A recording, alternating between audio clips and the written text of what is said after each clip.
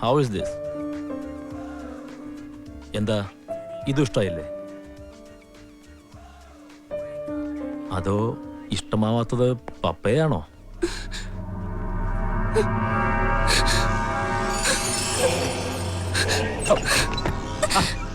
എന്താ മോളെ ഇത്?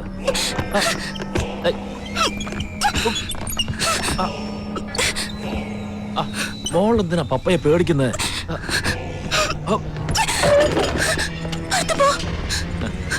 ദേഷ്യപ്പെടില്ലേ മോളെ?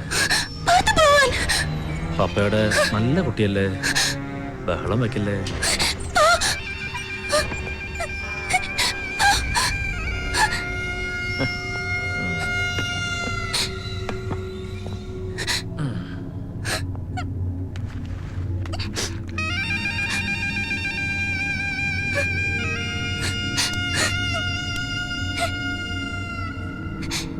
മോളോട് ഇരിക്കേ,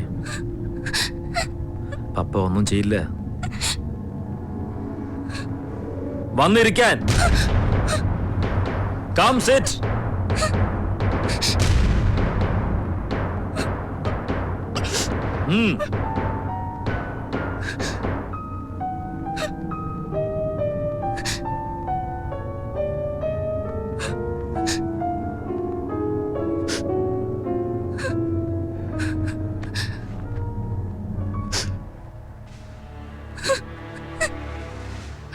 മോള് പിന്നെയും പേടിച്ചു അല്ലേ? പപ്പയ്ക്ക് മോൾ അത്രയ്ക്ക് ഇഷ്ടമായതുകൊണ്ടല്ലേ?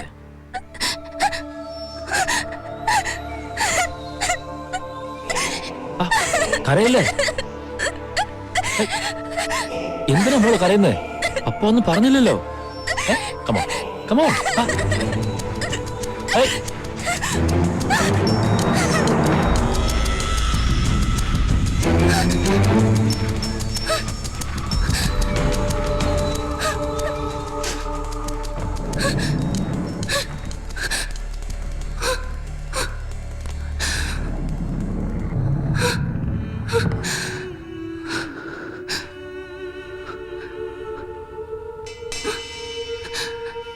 എനിക്കൊരു പ്രശ്നമുണ്ടെന്ന് പറഞ്ഞിരുന്നില്ലേ? അതെന്താണ്? കുറച്ചു നാളായിട്ട് അയാൾ ഇങ്ങനെയാ. വൃത്തികെട്ട മനുഷ്യൻ. അയാൾ എന്റെ പപ്പയല്ല. എന്റെ ഡാഡി മരിച്ചുപോയി 7 കൊല്ലം മുമ്പ് ഒരു ആക്സിഡന്റില്. ഗോവയില് ടൂറിന് പോയതാ. ഡാഡി, മമ്മി, ഞാനും കനിയും.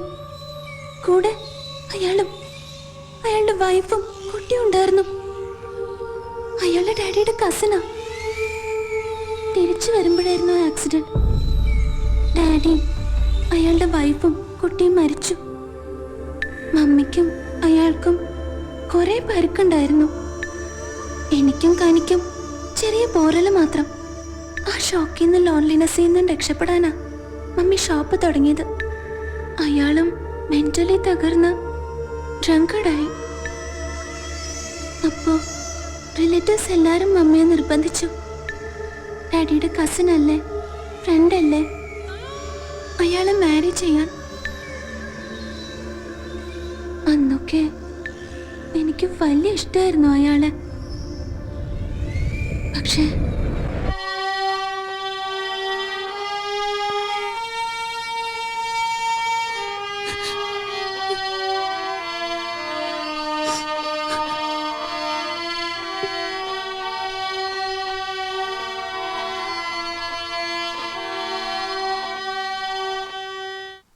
വാ, നിധിയെ ഇപ്പൊ ഇങ്ങോട്ടൊന്നും കാണാറില്ലല്ലോ.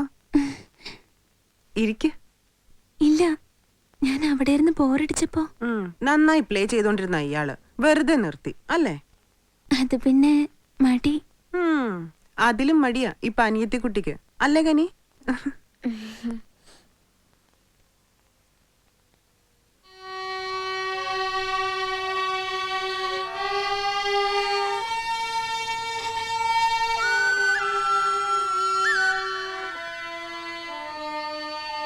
ആദ്യമൊക്കെ വലിയ സ്നേഹമായിരുന്നു അയാൾക്ക്.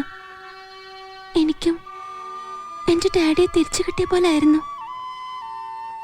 പിന്നെ എന്നാണ് അയാൾക്ക് ഈ മാറ്റം തുടങ്ങിയതെന്ന് കൃത്യമായ ഓർമ്മയില്ല. നയൻത്ത് കഴിഞ്ഞപ്പോഴാ എനിക്ക് മനസ്സിലായത് അയാൾ എന്നെ കാണുന്നതും നോക്കുന്നതും തൊടുന്നതും ഒന്നും പപ്പയായിട്ടല്ലെന്ന്. ആദ്യം മമ്മിയോട് എല്ലാം തുറന്ന് പറയണമെന്ന് കരുതിയത്. പക്ഷെ എന്തുകൊണ്ടോ എനിക്ക് പറ്റിയില്ല. പലവട്ടം ശ്രമിച്ചത്, പറ്റുന്നില്ല പറയാൻ. മമ്മിക്ക് അയാള് അത്രയ്ക്ക് വിശ്വാസം. എന്റെ ഡാഡിയെ പോലെ തന്നെ അയാൾ ഒത്തിരി നല്ലതെന്ന മമ്മി എല്ലാരോടും പറയാ. അല്ലാന്ന് മമ്മി അറിയുമ്പോ എന്തായിരിക്കും മമ്മിയുടെ അവസ്ഥ?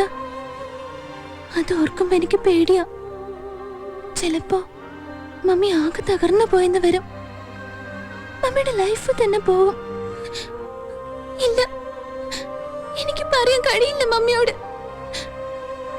പക്ഷെ പറയാതിരുന്ന എത്ര കാലം എനിക്ക് പിടിച്ചു നിൽക്കാൻ പറ്റും? പിന്നെ പിന്നെ കനി വളരല്ലേ.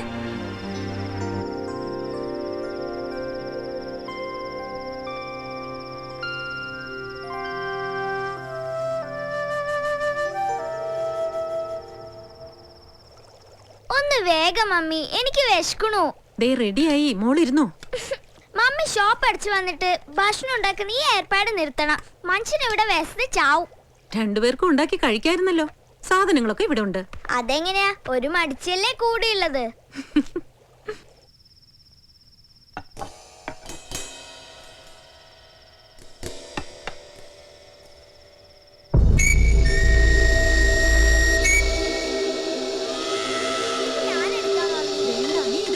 ഉടയ്ക്കും. ഇല്ല, മോഹൻ ഇരുന്നോ? വിശന്നു അല്ലേ? ഏയ്, നിധി എവിടെ? ചേച്ചി ഫുഡ് റെഡി.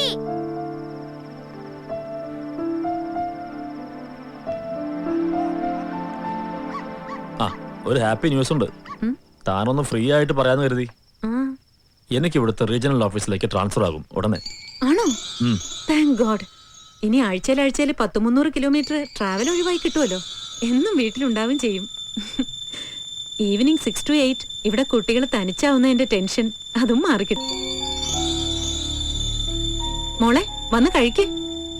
നീ കേട്ടോ, പപ്പയ്ക്ക് ഇങ്ങോട്ട് ട്രാൻസ്ഫർ.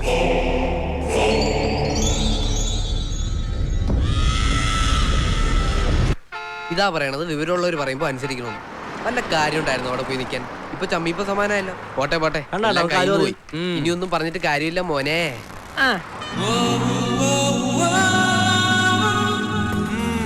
നിന്റെ ടൈമിംഗ് ആടാ ബെസ്റ്റ് ടൈമിംഗ്.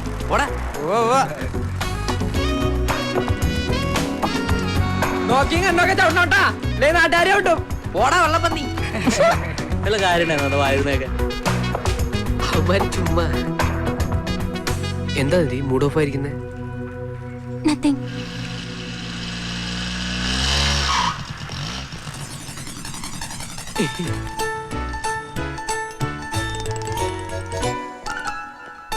ഇവനെ ഞാൻ തിരിച്ച് ഗൾഫിലേക്ക് പാക്ക് ചെയ്യാൻ പോകുന്ന നിധി, അച്ഛന്റെ അമ്മയുടെ അടുത്തേക്ക്. ഇവിടെ നോക്കടാ, അവിടെ ഇഷ്ടം പോലെ +2 സ്കൂളുകളുണ്ട്. ഇനി അവിടെ പഠിച്ചാ മതി മോൻ.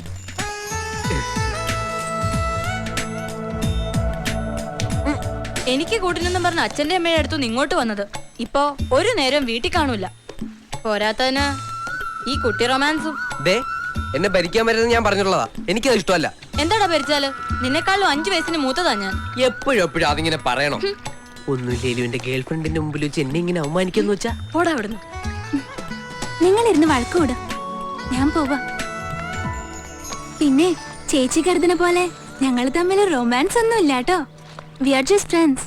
അത് ചുമ്മാതെ ചേച്ചി, ഞങ്ങൾ തമ്മിൽ തിക് റൊമാൻസാ. നുണയാ ചേച്ചി. ഞാൻ പതുക്കെ ആ കൊച്ചിനെ വീഴ്ത്തിക്കൊണ്ടുവരുമായിരുന്നു. നശിപ്പിച്ചു, കംപ്ലീറ്റ് നശിപ്പിച്ചു. ഇപ്പൊ ചേച്ചിക്ക് സമാനായല്ലോ. ആഹാ, 5 വയസ്സ് കൂടുതലുണ്ടായിട്ട് കാര്യമില്ല. ഇവ കാര്യങ്ങളിലെ 5 പൈസയുടെങ്കിലും വിവരം വേണം, വിവരം.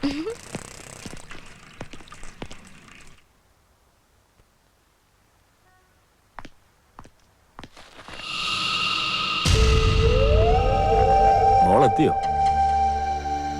പുതിയ ഓഫീസിൽ ജോയിൻ ചെയ്തല്ലേ ഉള്ളൂ. പപ്പയ്ക്ക് വലിയ പണിയൊന്നുമില്ലായിരുന്നു. അതുകൊണ്ട് നേരത്തെ അങ്ങ് പോന്നു. പിന്നെ ഇവളുമായി കുറച്ചു നേരം കളിക്കാന്ന് കരുതി. അല്ല മോളെ?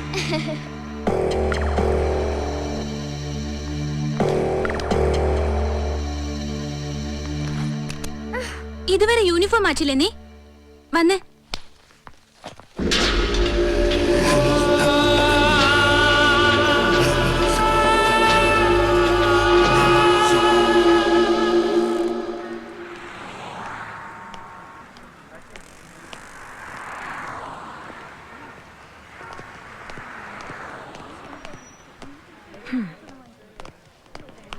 എന്താ നിധി ഇത്? ഇവളെയും കൊണ്ട് നീ ഇതെങ്ങോട്ടാ പോയത്? പപ്പ വിളിച്ചു പറഞ്ഞു. സനയുടെ വീട്ടിൽ പോയതാ, നോട്ട്സ് വാങ്ങാനുണ്ടായിരുന്നു. എവിടെ പോകുകയാണേലും പപ്പയോട് പറഞ്ഞിട്ട് പോയിക്കൂടെ? സ്കൂളിൽ നിന്ന് വന്നപ്പോ മുതല് ചേച്ചിയുടെ മുടി ശരിയല്ല മമ്മി. മിസ്സിന്റെ അടിയിട്ടീന്നാ തോന്നുന്നേ. എനിക്കൊന്നും അടി കിട്ടിയില്ല. ആ പോട്ടെ, ഇരുട്ടുന്നതിന് മുമ്പ് രണ്ടുപേരും വീട്ടിലേക്ക് ചെല്ലേ. അല്ലെങ്കിൽ സൈക്കിൾ ഇവിടെ ഇരിക്കട്ടെ, ഡ്രൈവറോട് ഡ്രോപ്പ് ചെയ്യാൻ പറയാം. വരട്ടെ, എനിക്ക് കുറച്ച് സാധനങ്ങൾ എടുക്കണം. ഇനി എന്തായാലും മമ്മിയുടെ കൂടെ പോവാം. കുറച്ച് നാളായി ഷോപ്പിൽ വന്നിട്ട്. ഹായ് പ്രീതാൻഡി.